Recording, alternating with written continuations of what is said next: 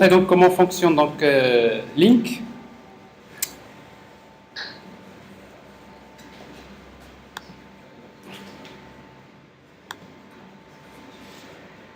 Alors je reviens donc pour travailler sur le même projet, donc je reviens sur le même projet que on avait déjà créé un projet ASP.NET MVC. Vous savez, quand vous créez un projet, en principe, vous avez toujours ce qu'on appelle une solution, mais dans une solution, on peut créer plusieurs projets. Donc je vais garder toujours, je suis dans la même solution. Je vais juste créer une application console, donc je vais ajouter un autre projet dans la même solution. Ajouter un projet. Alors je vais ajouter un projet de type Application Console, toujours dans la catégorie Web Application Console. Je l'appelle Console App 1. Alors une application console, donc c'est un projet qui contient la méthode mail, donc je vais juste faire quelques tests à ce niveau-là. Alors, donc pour montrer donc la syntaxe de Link, je vais créer tout d'abord un exemple comme tout à l'heure. Donc je vais créer un tableau d'entier. Je vais appeler data égale new int. Alors je vais l'initialiser avec des données quelconques. S'il vous plaît. S'il vous plaît. Je prends des données quelconques. Alors pour moi, donc ça c'est la source de données. Ça représente data source. Alors ensuite, je vais créer une requête link.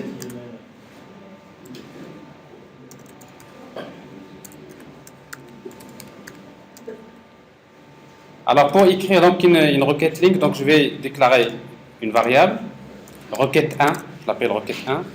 Et après, on va utiliser les mots-clés from. Alors, from num in data, la source de données c'est data. Et après, vous pouvez utiliser where,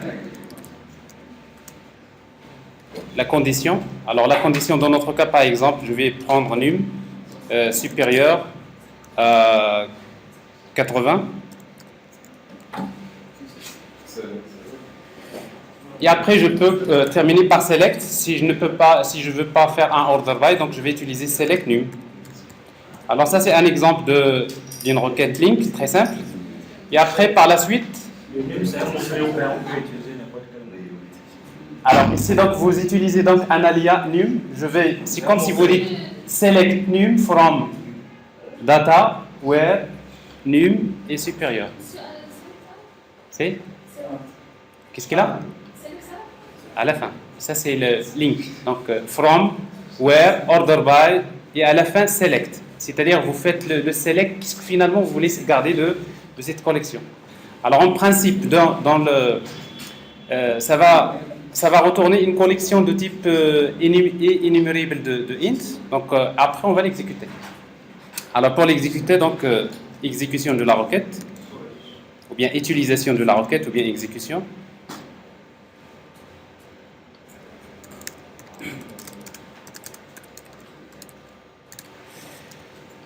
Alors je vais utiliser for each. Alors pour chaque nombre n in requête 1.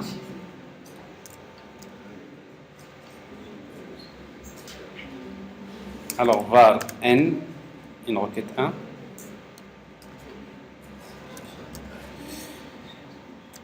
Alors j'affiche console point writeLine.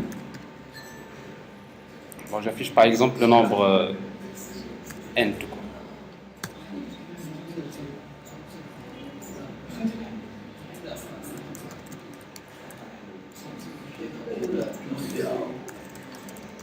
Bon, à la fin, donc, je vais utiliser un readline.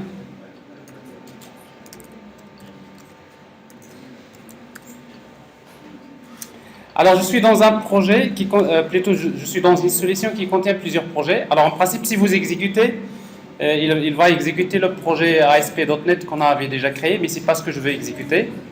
Je veux utiliser donc ce projet comme un projet de démarrage. Alors, pour cela, s'il vous plaît.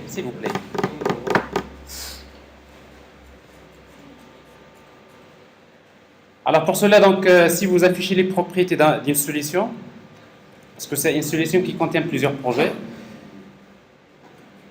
quelque part, vous pouvez spécifier le projet de démarrage. Alors, vous voyez donc le projet de démarrage, si par my 4, c'est console app. Donc, ça, c'est une manière un petit peu de le faire. Sinon, vous cliquez juste avec le bouton droit sur le projet. Après, vous sélectionnez projet de démarrage. Définir comme projet de démarrage, c'est la même chose. Et comme ça, quand vous exécutez, vous allez plutôt avoir, il devrait exécuter ce projet-là, c'est-à-dire la méthode main. Alors, comme c'est une application console, donc il devrait nous afficher donc la liste des nombres qui respectent cette condition. Alors, autre chose, donc ici donc, nous avons utilisé var, mais en principe, si vous voulez typer, si vous voulez déclarer le type, vous utilisez le type enumerable. Alors, c'est une collection int. Alors ici donc on va l'appeler, donc ça c'est requête 1. Bon, pour garder le même nom. Alors d'une manière générale, il permet de retourner une collection générique de type enumerable. Alors ça c'est la syntaxe, si vous voulez, globale de link. Alors maintenant on va essayer de voir le cas où il y a une collection d'objets. Alors s'il y a une collection d'objets, donc on va essayer donc de créer un exemple. Alors déjà ici, donc si vous voulez les ordonner, vous utilisez, où est-ce que vous allez utiliser order by? Ici. Order by. Num. Et dans order by, vous avez order by, et après vous pouvez, est-ce que vous voulez spécifier ascending, descending, donc vous avez, donc ascending.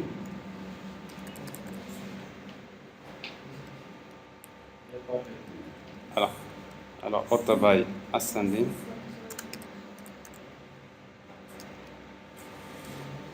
Alors qu'est-ce que je cherche? Order by.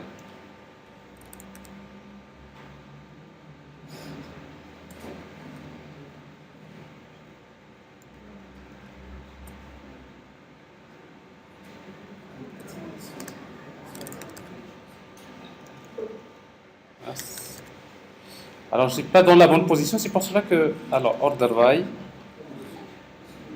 num,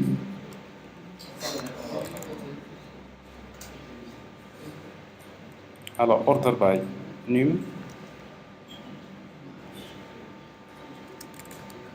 voilà. Quand vous mettez order by entre parenthèses, donc il faut le spécifier à l'intérieur de la parenthèse. Descending ou bien ascending.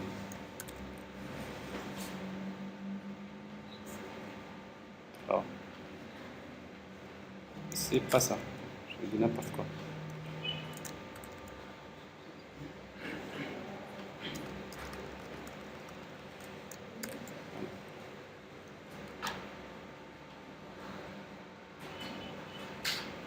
Alors ça, descending. Donc ils sont triés par ordre descendant.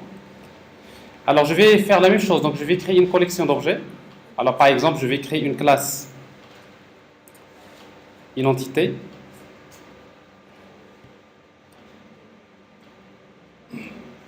Classe étudiant, par exemple.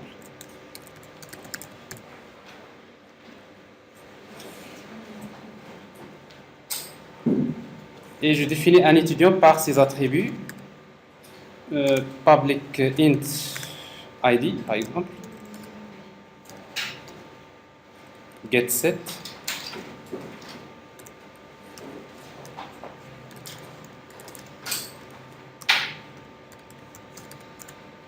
Public string, le nom,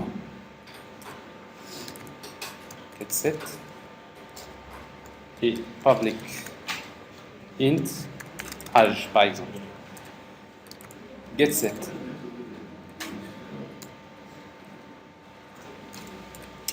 Alors j'ai une classe étudiant, je vais définir une collection d'étudiants. Alors je reviens à la même application.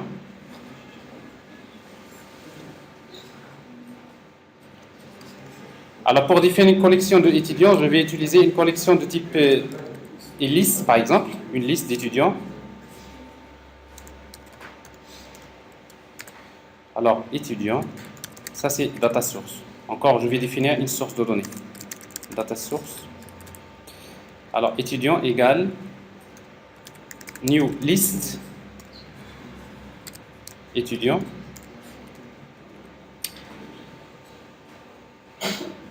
Et je peux définir des données.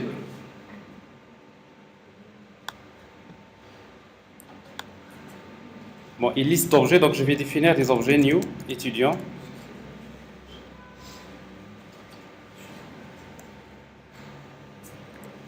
Alors, dans ID égale 1, par exemple, le nom égale Ahmed. Ça, c'est virgule, âge égale 23. Alors, ça, c'est le premier objet. Le deuxième objet, je fais un copier-coller.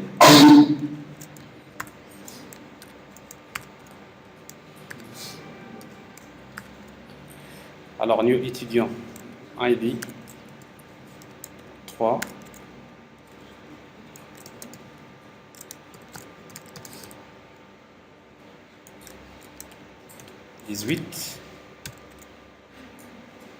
Le nom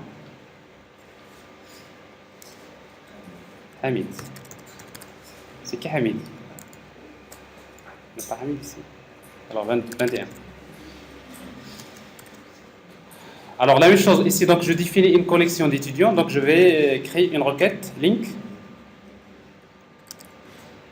Alors la même chose, donc soit que vous utilisez var requête 2 par exemple égale, et après vous utilisez donc ici from. Alors si on reprend from, alors je cherche maintenant des étudiants in, la collection c'est étudiant, la condition where. Maintenant, c'est un objet, donc vous utilisez ici point. Par exemple, âge supérieur à 20, ça c'est la condition. Et après, à la fin, select étudiant.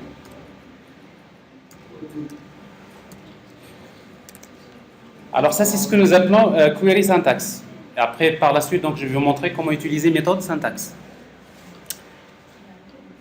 Alors, si vous voulez faire le tri, on va utiliser order by.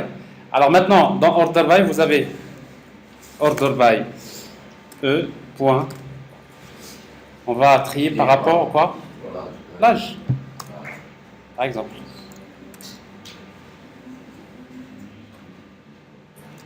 Alors, pour maintenant exécuter la requête, la même chose, on va utiliser for each.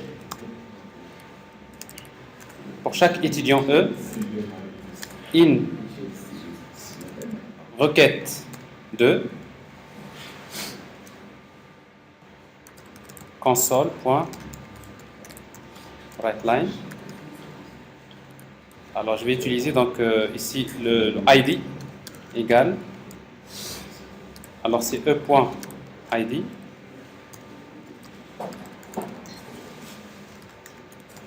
J'affiche le nom.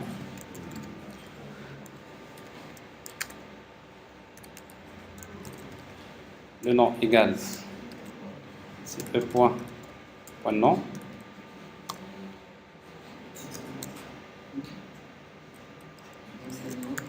Et l'âge.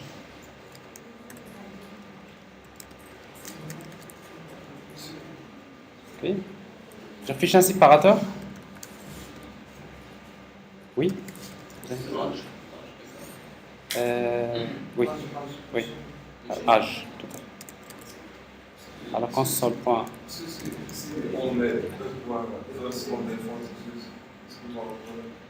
Alors ça c'est, on est maintenant dans query syntax. Après je vais parler de méthode syntax. Et dans méthode syntax, là on peut utiliser ces méthodes. Maintenant ici, il va retourner une collection. D'accord? Alors si vous cherchez par exemple un seul, vous allez utiliser where e.id égale valeur. Vous avez un objet.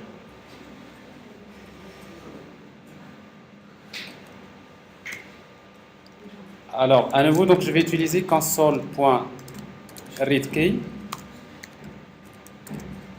et j'exécute. Alors ça c'est l'exécution de la première requête, ça donne ça. L'exécution de la deuxième requête, ça donne ça. Donc j'ai les étudiants qui dans l'âge est supérieur à 20. Donc je suis en train de chercher dans une collection. Alors,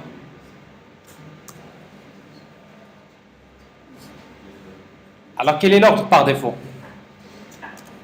Parce qu'on n'a pas spécifié ascending, descending.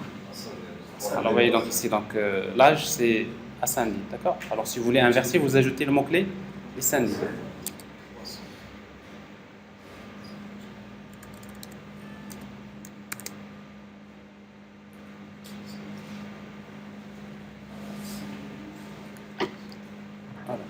Alors 23 et après 21. Alors ça c'est en fait ici nous utilisons donc la syntaxe query syntax, donc on pourra rentrer dans les détails mais c'est vraiment pas ça l'objectif.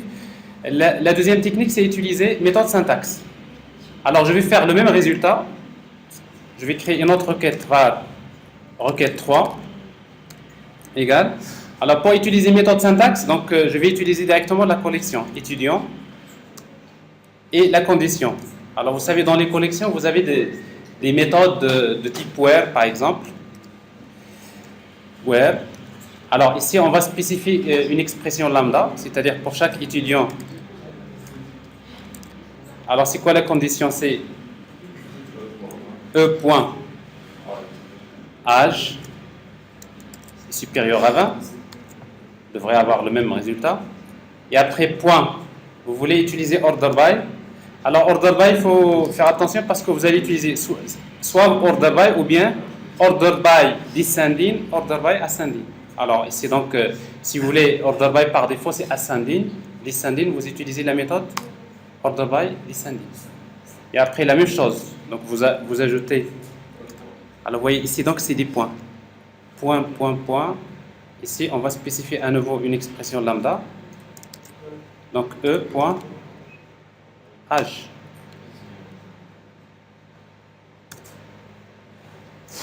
Alors bien sûr, ce n'est plus la peine de faire le select parce que en principe, vous allez directement vers la collection, vous utilisez. Alors si maintenant vous voulez retourner le résultat en une liste, vous pouvez utiliser la méthode toList par exemple. Alors si vous utilisez toList, c'est que le résultat on va le retourner en une liste. Alors ici donc ce que je vais faire c'est que je vais au lieu de je fais la même chose ici, CTRL C, CTRL V. Alors là je fais requête 3. Alors en principe ça devrait donner le même résultat.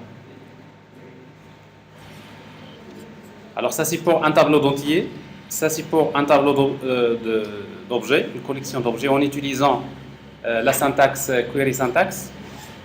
Et ça, si vous utilisez méthode syntaxe. Alors maintenant, c'est important de dire que quand vous travaillez avec Link, vous avez deux manières de travailler, donc soit query syntax ou bien méthode syntaxe. Vous avez des questions? Alors maintenant, les applications.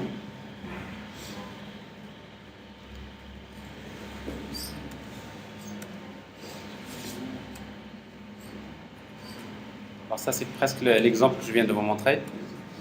Alors, les applications, par exemple, ici, nous utilisons des collections d'objets, mais supposons que les données sont stockées dans un fichier XML. Alors, ce que je vais faire, je vais juste créer un fichier XML qui contient des... Oui. Est-ce que le where est toujours obligatoire? Est-ce qu'il est obligatoire? Non, c'est pas obligatoire. Alors, si vous n'avez pas de condition, vous utilisez directement toList. Bon, s'il n'y a pas de where, vous utilisez directement la collection toList si vous avez le résultat. Mais vous avez déjà une collection, donc c'est même pas la peine de faire la méthode toList parce que vous avez déjà une collection de type ici eList.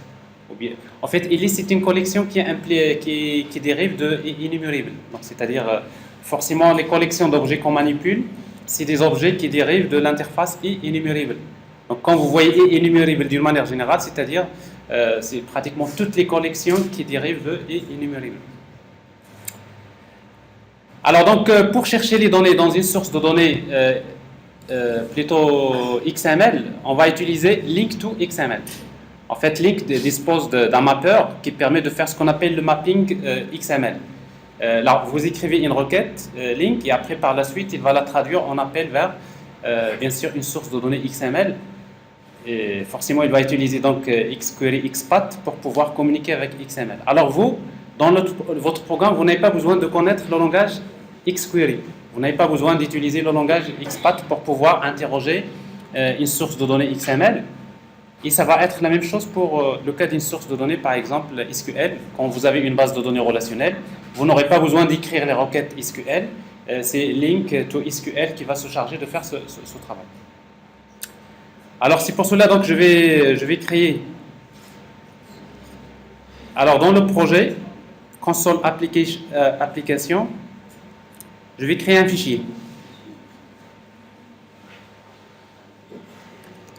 Un fichier XML. Alors je vais l'appeler contact.xml.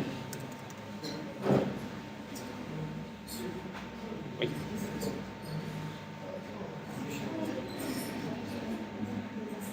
Alors dans le contact.xml, donc je vais créer un fichier XML quelconque. Dans la racine c'est contact. Vous suivez? S'il vous plaît. Alors, et après, vous avez plusieurs contacts. Et chaque contact, je vais le définir par des éléments. Vous avez un cours sur XML, non? Alors, je crée un fichier XML que dans la forme que je veux moi-même. Donc, contact, par exemple, je vais définir un contact par le ID du contact. Par exemple, c'est 1. Le nom.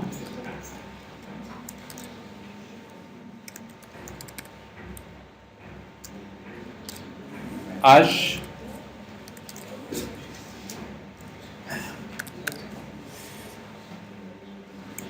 Alors, ici, donc, j'ai choisi, s'il vous plaît, j'ai choisi d'utiliser donc des éléments. Chaque contact, il est défini par 3 éléments, ID, le nom et âge. Je peux bien utiliser un attribut à la place de l'élément. Par exemple, le ID, je voudrais que ce soit un ID, donc je vais utiliser l'attribut ID égale à 1.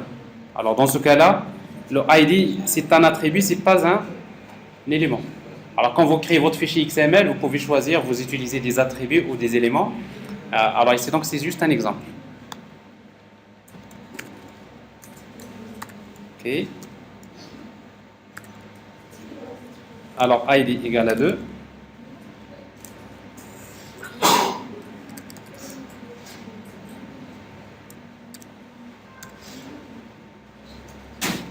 ID égale à 3.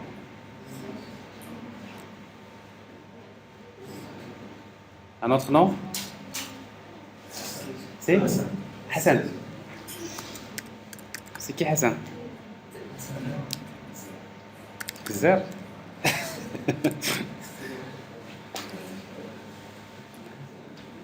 Bon, alors qu'est-ce que je viens de définir? Je viens de définir une source de données. On va dire c'est une base de données. C'est une base de données mais hiérarchique, dans laquelle je stocke les données dans un fichier dit XML. Alors maintenant, dans mon application, je voudrais utiliser. Il faut que j'arrête cette application-là. Alors je reviens à l'application. Bon, je vais essayer de mettre tout ça en commentaire pour le moment.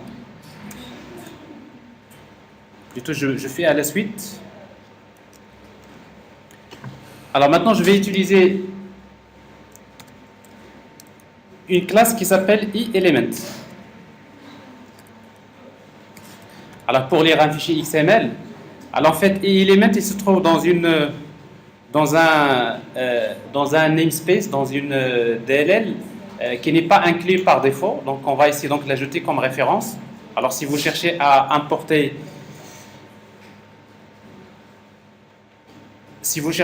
une classe,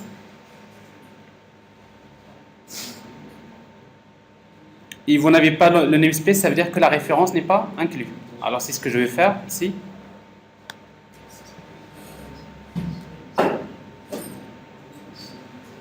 Alors je suis en train de... Alors c'est pas eElement, c'est XElement.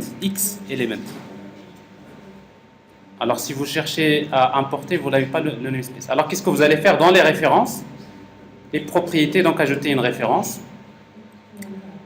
Et on va chercher donc dans les références XML. Et vous allez trouver donc, voilà, les namespaces que vous devrez ajouter, les assemblées. Donc il y a system.xml et system.xml.link. Alors ça, c'est les dépendances dont vous aurez besoin ici. Alors on les ajoute aux références. Alors comme ça, on a l'accès à ce namespace. Donc system.xml.link.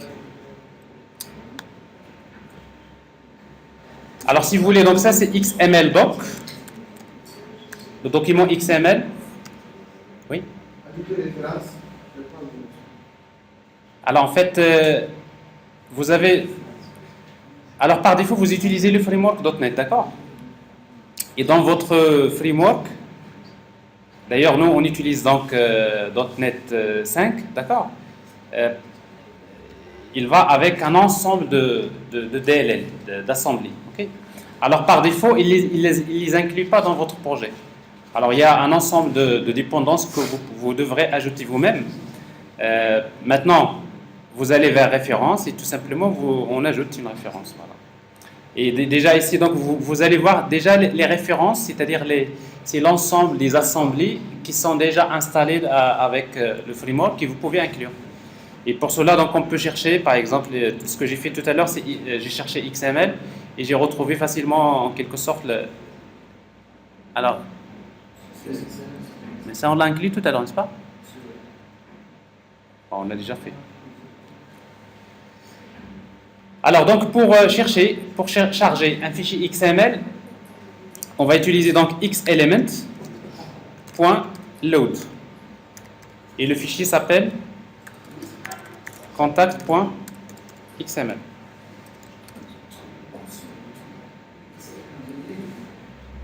Oui?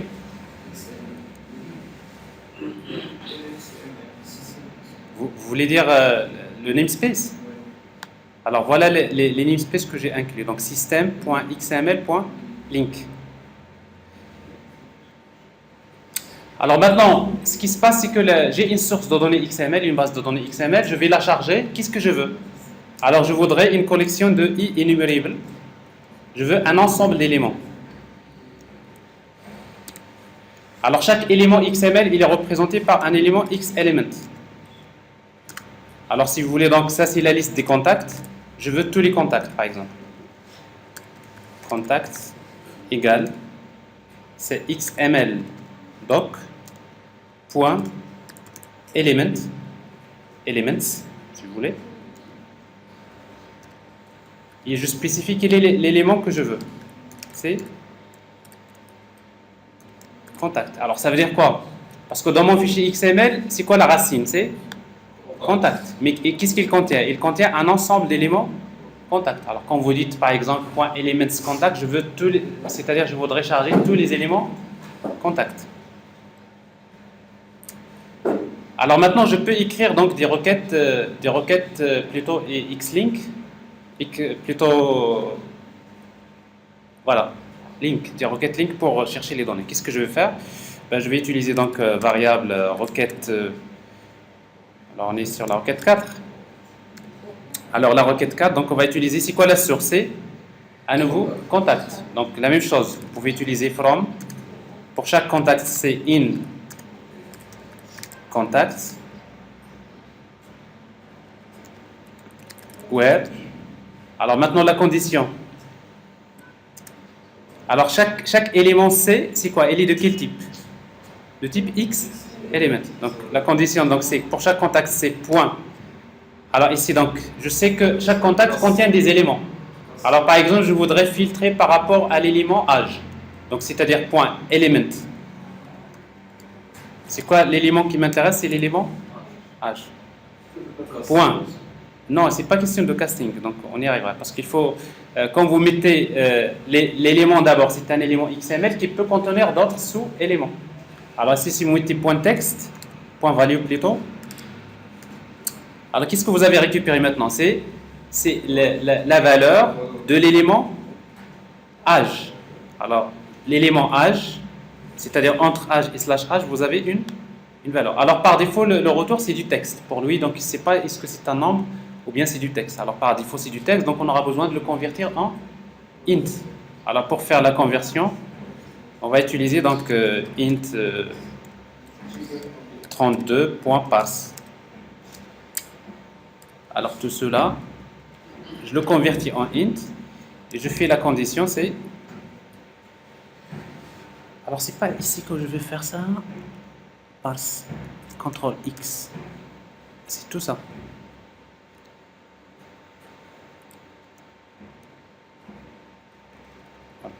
C'est-à-dire c.elementsH.value, je le convertis en int et je le compare par rapport, on a dit, à 20.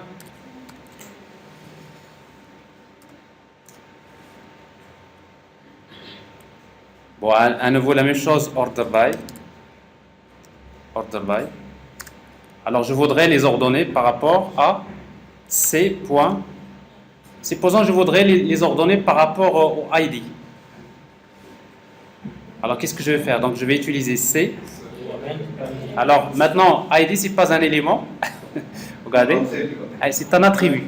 Donc je vais utiliser attribute. Petit détail. Donc attribute. Comment il s'appelle l'attribut? C'est ID.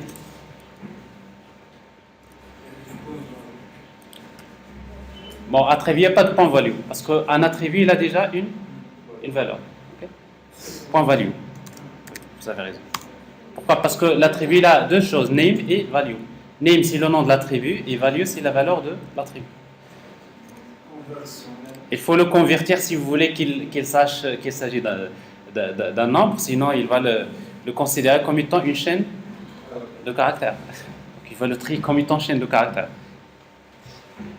Et après, qu'est-ce qui reste? Select. Alors, je viens de créer donc une requête. Pour moi, ça devient des collections d'objets, mais en réalité, lui, pour communiquer avec la base de données, plutôt XML, il utilise donc des requêtes et XQuery, XPath pour pouvoir... donc, il traduit automatiquement ces requêtes-là en requêtes XPath.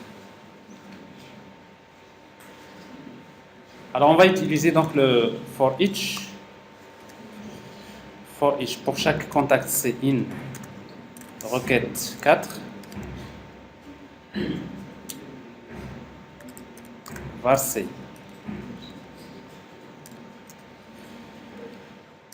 Alors, j'affiche les informations sur console.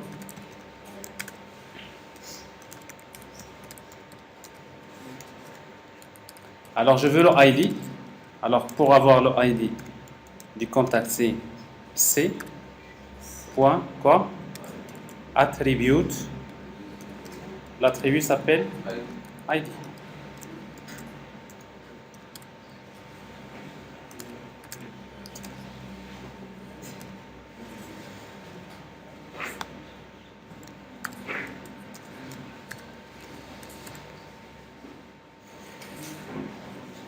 Le nom. L'attribut nom. Âge. Alors, c'est pas un attribut, c'est un... Très bien. Alors là, vous suivez bien. Element. Element.value. H. Ici.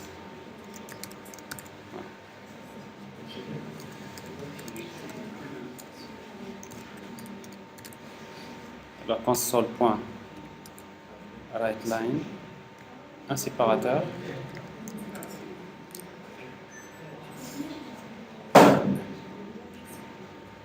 Et après, console.readKey.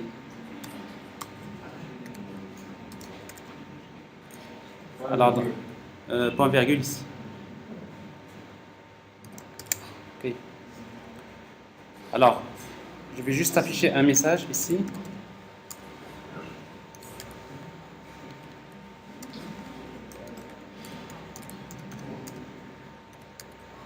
Alors ici, donc, c'est la partie link to XML.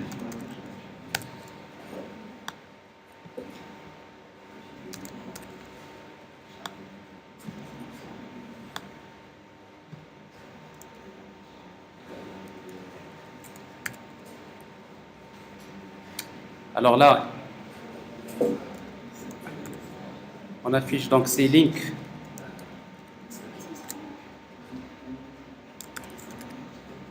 Donc c'est query syntax. Syntax pour un tableau de int.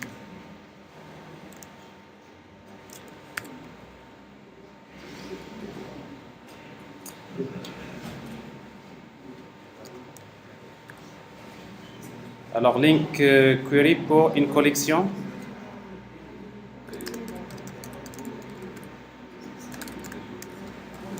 Une collection d'objets.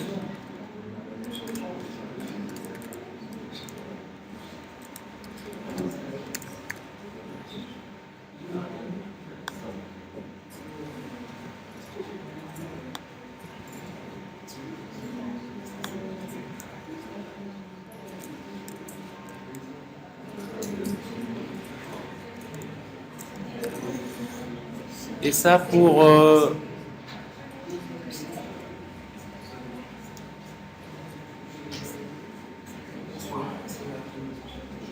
alors requête 3. Alors ici donc c'est méthode syntaxe.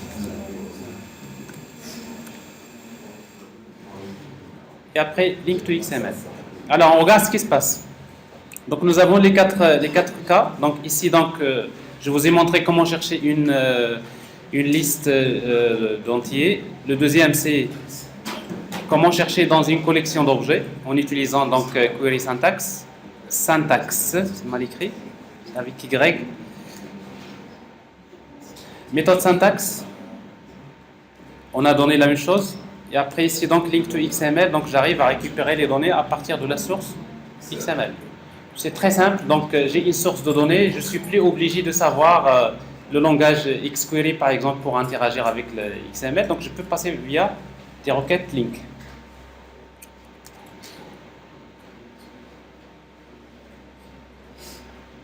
Alors ici donc c'est syntaxe.